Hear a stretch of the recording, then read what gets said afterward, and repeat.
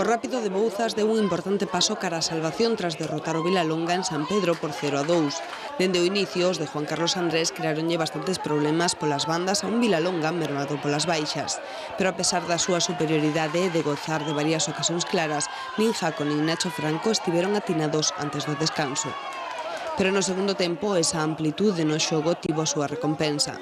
Primeiro avisou Cés no minuto 56, con esta cabezada a centro de Jaco que detivo César. E 5 minutos máis tarde, Pablo lograba marcar o 0-1 nunha xogada similar. Nesta ocasión, o centro dende a dereita é de Nacho Franco. O cadro que dirixe Gavileis tivo o empate na xogada seguinte.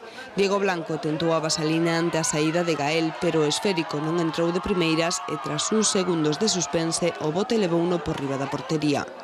Nacho Franco, sen dúbida o xogador máis activo do partido, tivo un par de ocasións máis para incrementar a vantaxe visitante, pero non estivo atinado cara ao gol.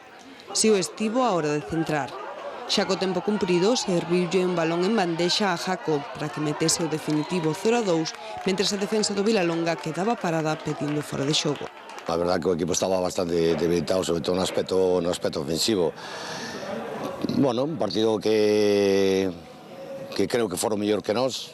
Fueron non moitas ocasións, pero quizás estuveron máis metidos, tiveron máis posesión, estiveron mellor plantados que nós, sobre todo combinando, e bueno, creo que fueron os xustos vencedores.